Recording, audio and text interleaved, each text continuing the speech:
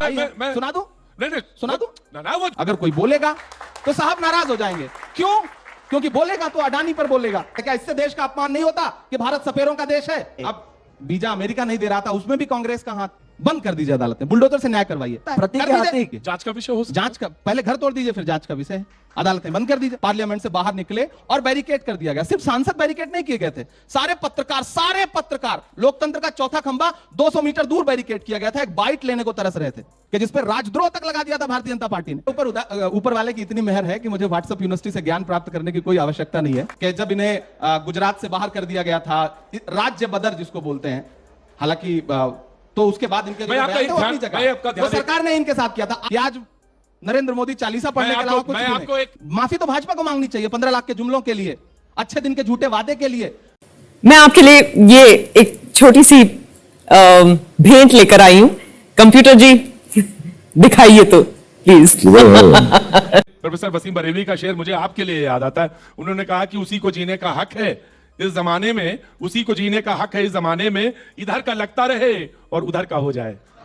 हर किसी को हर चीज कहने का अधिकार है। जी जनाब। और बहुत सारे लोग जो चाहते हैं कि इस देश का अच्छा हो, इस देश का फ्यूचर बेहतर बने, और इसके कारण अगर कुछ अच्छा फैसला लेना पड़ा है हम लोगों को, तो मेरा ये मानना है कि हम सब के लिए खुश नसीब है। और उसका परिणाम भी 2022 के चुनाव में आपने गुजरात में देखा होगा।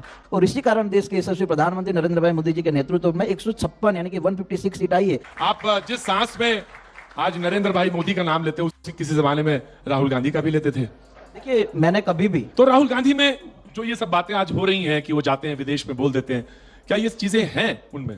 देखिए, मेरा ये मानना है कि आपको अगर नाराजगी इस देश में रहकर किसी नेता से है, तो आप दूसरे देशों में जाकर इस देश की तो बदनामी नहीं कर सकते। और दूसरी एक बड़ी बात यह है कि उन्हीं के माता पिता इस देश का नेतृत्व कर चुके हैं। अगर आप जब देश की बदनामी करते हैं तो आप अपने माता पिता का भी नाम बदनाम कर रहे हैं बाहर जाके।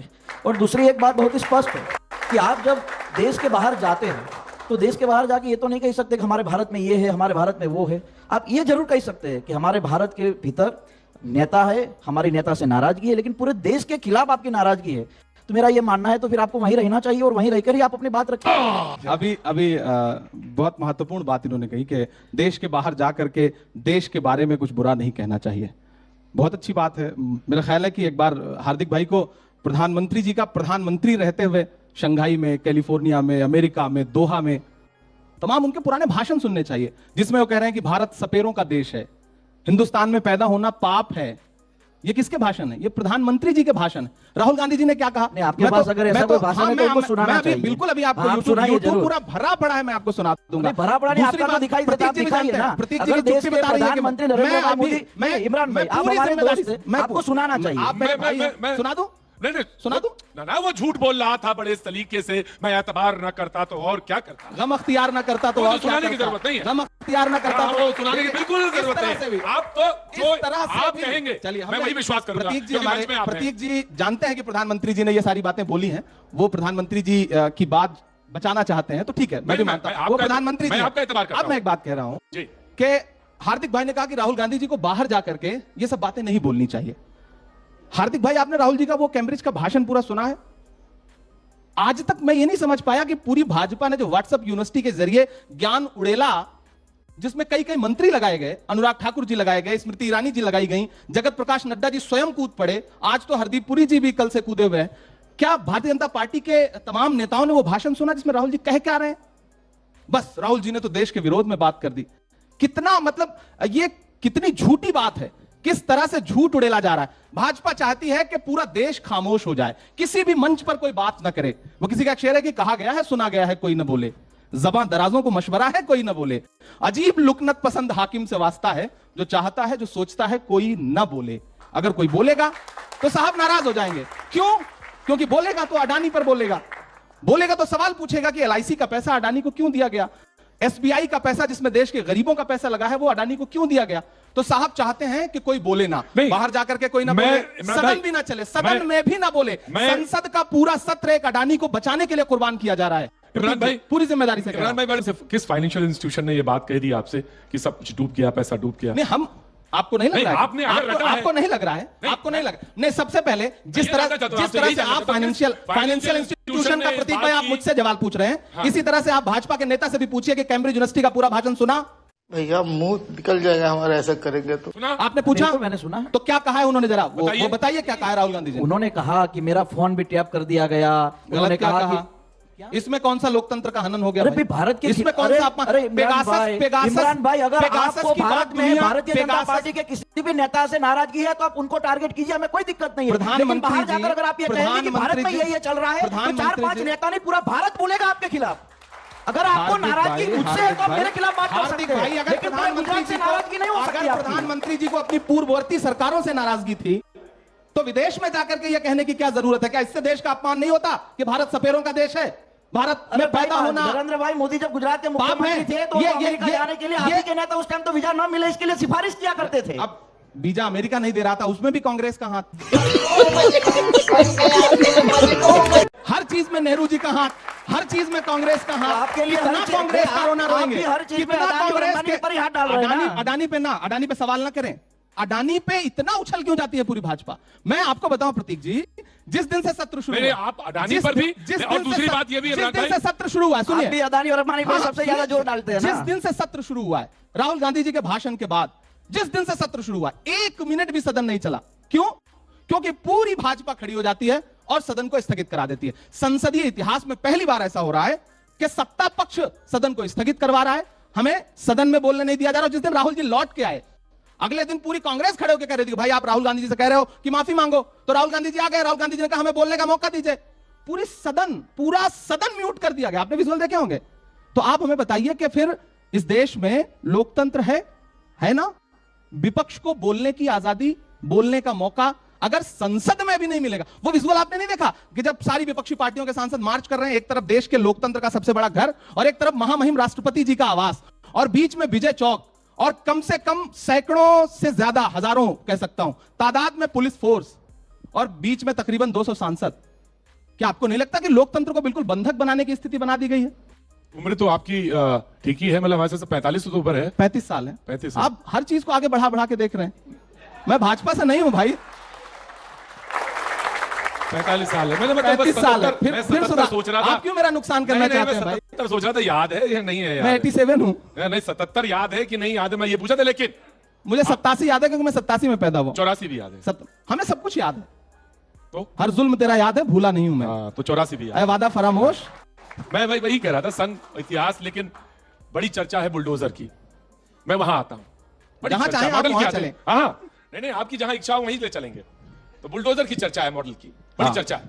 और कहा कि भाई इससे न्याय है, और लोगों ने कहा कि ठीक है, जहां पे गलत है वहां चलेगा बुलडोजर। देखिए, ये बहुत बड़ा प्लेटफॉर्म है। न्यूज 18 बहुत बड़ा प्लेटफॉर्म है। पूरा देश इस वक्त इस कार्यक्रम को देख रहा है। मेरी आंखों के सामने सैकड़ों की तादाद में शहर के, दिल्ली के और देश भर के जिम्मेदार लोग बैठे हैं।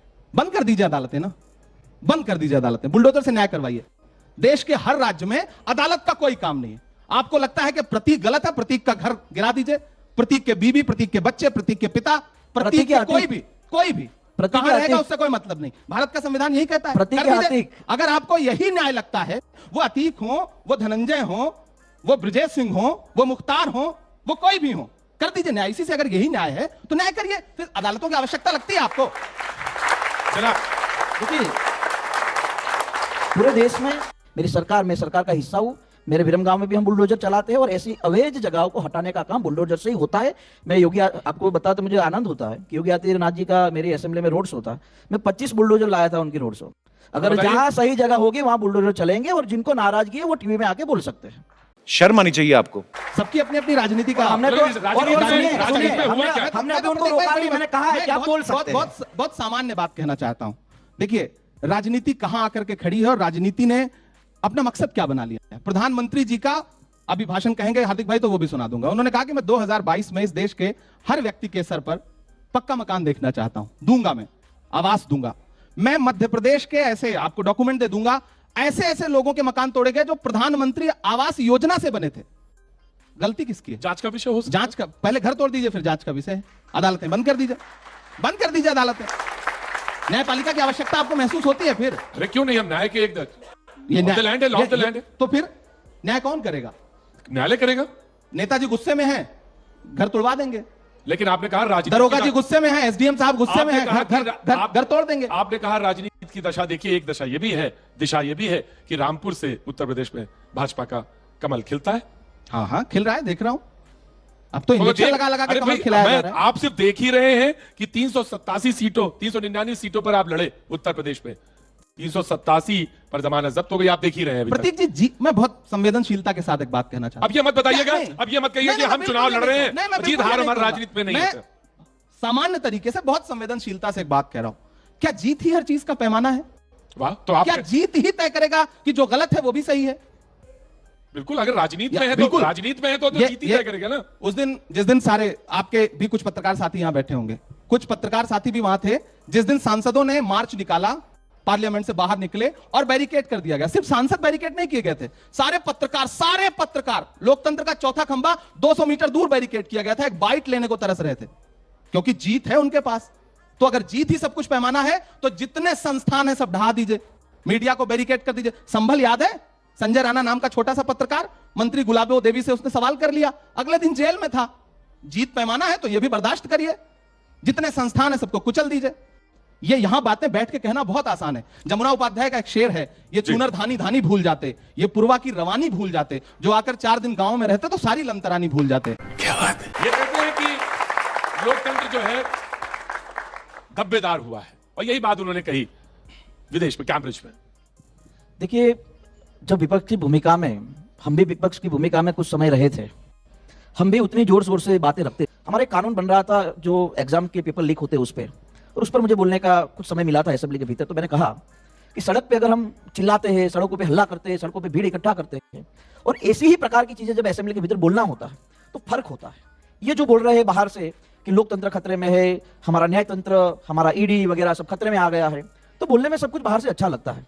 लेकिन यही लोग जब संसद में बोलने के लिए तो सदन में आना पड़ता है। वही बोल रहा और जब आप सदन में आएंगे नहीं तो कैसे बोलेंगे? ये हर जगह यही चीज चिल्लाते रहते हैं कि न्याय तंत्र खतरे में, लोकतंत्र खतरे में है। इस देश के भीतर प्रधानमंत्री नरेंद्र भाई मोदी ने लगातार ये प्रयास किया है कि लोगों का भरोसा जीता जाए। सब लोगों ने लोगों के भरोसे पर खरा उतरने का काम किया। हाँ, अब बाहर चिल्ला सकते हैं, चिल्लाएंगे, टीवी में कुछ टाइम चलेंगे। और कल परसों ही प्रधानमंत्री जी का एक टीवी में कार्यक्रम था, उन्होंने भी कहा कि आप टीवी में सब कुछ चलाइए, जहां हमारी गलती हो वो भी चलाइए, जहां हम अच्छा काम कर रहे हैं वो भी चलाइए। और मुझे अच्छा लगा कि एक प्रधानमंत्री किसी टीवी के कार्यक्रम के भीतर जाके वो ये नहीं कहते कि हमने इतना इतना काम किया, वो ये कहते कि 2023 के 75 दिन खत्म हुए, हमने 75 दिन में क्या क्या किया उसकी सारी ब्रीफ जब मीडिया के सामने रखते हैं। तो हमारा यही काम है कि हम लोगों का काम करेंगे, लोगों का भरोसा जीतेंगे और चुनाव जीतेंगे। उनके लिए चुनाव हारना जीतना बड़ा मुद्दा हो या ना हो, हमारे लिए बड़ा मुद्दा इसलिए है क्योंकि भारत को विश्व गुरु बनाना है। साले का खोपड़ी तोड़ साले का। इमरान भाई हमारे पुराने सहयोगी हैं, हमने बहुत सारी जगहों पे साथ चुनाव प्रचार किया है, हमारे साथ ही थे, फिर इनका हृदय परिवर्तन हुआ। मैं प्रधानमंत्री जी के पुराने भाषण याद दिला रहा था, हार्दिक भाई के पुराने भाषण नहीं याद दिलाऊंगा। जो प्रधानमंत्री जी के बारे में, गृह मंत्री जी के बारे में इन्होंने बोले हैं, मैं वो बिल्कुल याद नहीं दिलाऊंगा क्योंकि ये हमारे अच्छे मित्र रहे हैं। लेकिन अगर जवानी के जोश में हम समाज के हितों के लिए लड़ते हैं तो स्वाभाविक है कि प्यार से तो आंदोलन होता मैं है। अगर आप हार्दिक भाई से पूछूं कि समाज का वही हित अब कहां चला गया, से कह रहे हैं कि आप जोश में मत आइए, अगर जोश मत खोइए। पाटीदार समुदाय के कितने बच्चे अगर मारे गए तो उनके इंसाफ की बातें जो हार्दिक हमारा भाई करता था जिस जोश जज्बे के साथ, कि जिस पर राजद्रोह तक लगा दिया था भारतीय जनता पार्टी ने, आज हमारा हार्दिक भाई चुप है। मैं कोई सवाल नहीं खड़ा करूंगा, फट गई है उसकी चालीस से। हम संसद में जो हो रहा है, किसी ने भेजा कि सवाल पूछ लीजिए। मैं तो ऊपर वाले की इतनी मेहर है कि मुझे व्हाट्सएप यूनिवर्सिटी से ज्ञान प्राप्त करने की कोई आवश्यकता नहीं है, और मैं व्हाट्सएप यूनिवर्सिटी ज्ञान प्राप्त करके नहीं बोल रहा हूं, मैं सामान्य बातें कह रहा हूं। वो हार्दिक भाई भी मानेंगे कि जब इन्हें गुजरात से बाहर कर दिया गया था, राज्य बदर जिसको बोलते हैं, हालांकि तो उसके बाद इनके वो सरकार ने इनके साथ किया था। आज वो आंदोलन में ऐसा ही होता है मेरे भाई, आंदोलन ऐसे ही खत्म होते हैं। और इसी कारण इमरान भाई पूरे हिंदुस्तान में पहली बार आंदोलन रिजर्वेशन पारित हुआ है। जिन सरकारों के खिलाफ आंदोलन हो रहे थे, प्रधानमंत्री और गृहमंत्री जी के खिलाफ हार्दिक भाई पूरे जोश और जज्बे से बोला करते थे। फिर एक दिन ऐसा हृदय परिवर्तन हुआ कि आज नरेंद्र मोदी चालीसा पढ़ने के अलावा कुछ मैं आपके ऐसे ही एक हृदय परिवर्तन वाले को बताते हैं। वो आजकल सीएम है असम के, और उन्होंने कहा कि मदरसे बंद कर देने चाहिए। हाँ, तो आपका नजरिया? हाँ, नहीं, उन्होंने कहा, मैंने सुना है। ठीक है, मैंने सुना है। वो तो लोगों का घर भी उजाड़ रहे हैं, उन्हें मदरसे भी बंद कर देना है, उन्हें किसी की भी संविधान में जो कुछ लिखा है उसको मानना ही नहीं। संविधान फिर वहीं आ जाती है। संविधान की शपथ कि लेके डॉक्टर वो बाबा व्यक्ति साहब भीमराव अंबेडकर जी ने जो संविधान की एक पवित्र किताब लिखी है, उसमें दर्ज जो एक एक शब्द हैं, उसे मानना है या नहीं मानना है? नहीं मानना है तो सब कुछ बंद कर दीजिए, सब तोड़ दीजिए, सब मिट्टी में मिला दीजिए। कौन रोक सकता है? कौन मिट्टी में मिला रहा है? सकता है? उन्होंने कौन रोक सकता उन्होंने है? कहा कि कौन रोक सकता है आपको? आपके हाथ में ताकत आ गई है, सत्ता आपके हाथ में है, सब बंद कर दीजिए। हार्दिक भाई, देखिए, संविधान को लेकर इतनी जल्दी सब लोग, संविधान को सब लोग मानते हैं। देश के प्रधानमंत्री नरेंद्र भाई जब गुजरात के मुख्यमंत्री हुआ करते थे, तो देश में पहली संविधान यात्रा अगर किसी ने निकाली है तो नरेंद्र भाई मोदी साहब ने गुजरात के मुख्यमंत्री के तौर पर सुरेंद्रनगर जिले से निकाली गई थी। देखिए, ये जब प्रतीक भाई, मैं ये जब चिंता में आ जाते हैं, 1 मिनट के लिए रोकूंगा। मुख्यमंत्री रहते हुए आदरणीय प्रधानमंत्री जी ने जो जो किया है, क्या आज उस एक भी बात पर कायम है? वो बताएंगे उनको। आधार कार्ड का विरोध उन्होंने किया, मनरेगा का विरोध उन्होंने किया। ये कहते थे कि सीबीआई का सबसे ज्यादा दुरुपयोग सरकारें करती हैं, चुनाव सीबीआई के जरिए लड़े जाते हैं। आज प्रधानमंत्री जी सुनने को तैयार नहीं। ऐसी चुप्पी ओढ़ ली है उन्होंने कि अडानी के मुद्दे पे एक शब्द संसद में आके बोलते आपकी तो एक ही जगह सुई जाके अटक गई। मैंने कहा कि जब लोग ये चिंता में आ जाते हैं और उनके पास कोई मुद्दा नहीं बचता, तब वो लगातार प्रधानमंत्री जी के खिलाफ बोलते रहते हैं। संविधान की बात आ जाती है, अडानी जी की बात आ जाती है। देखिए, आज मैं भारतीय जनता पार्टी का एक विधायक होने के बाद भी ये मैं बोलता हूं कि हम इस देश के भीतर उद्योगपतियों को मजबूत करना चाहते हैं, लेकिन विनाश के नाम पे नहीं। इस देश में भी उद्योगपति है, उनके तरीके से वो मजबूती से आगे बढ़े हैं। और ये हर जगह ये कहते हैं कि नरेंद्र भाई आए तो उसके बाद ही वो सक्षम और मजबूत हुए, तो उससे पहले वो नहीं थे क्या? यही तो मैं कहना चाहता हूं कि नरेंद्र मोदी जी पहले देश नहीं था क्या? उनके प्रधानमंत्री बनने से पहले देश नहीं था क्या? तब जाकर के विदेश में कहने की क्या आवश्यकता है कि भारत तो सपेरों का देश था? आज क्या नारा है? राहुल गांधी माफी मांगे। राहुल गांधी इस बात के लिए माफी मांगे कि उन्होंने भारत को जोड़ने के लिए 3,500 किलोमीटर पैदल यात्रा की। राहुल गांधी इस बात के लिए माफी मांगे कि वो ये कहते हैं कि लोकतंत्र बचाओ। माफी तो भाजपा को मांगनी चाहिए 15 लाख के जुमलों के लिए, अच्छे दिन के झूठे वादे के लिए, पेट्रोल और डीजल को 60 रुपए से 100 रुपए के पास। इसीलिए 2014 के बाद 2019 में हमारी सरकार बनी है। अच्छे दिन आए इमरान भाई, इसीलिए लोग प्रधानमंत्री नरेंद्र भाई मोदी को वैश्विक नेता मानते हैं। देश में महंगाई और अच्छे दिन आए, इसीलिए 27 साल के बाद भी गुजरात में हमारी सरकार बनी है। संसद को और मौन करने के लिए सुनिए इमरान भाई, इतना चिल्लाएंगे, माफी मांगे। इतना मुझे अपने घर जाना है। खत्म। सच्चा पत्रकार बनना चाहते थे, नेताओं का दल्ला बन के रहे। अब बताइए मैं क्या करूंगा? एक बहुत सिंपल सी टिप आपके साथ शेयर करती हूँ। अपने हाथ को इस तरीके से रखिए। If you look at this from your side, आपका लेफ्ट हैंड आपको बी के जैसे दिखेगा और राइट हैंड आपको डी के जैसे दिखेगा। B and D. B for थोड़ी मगता रखिए। वे मैं थो तेरा मन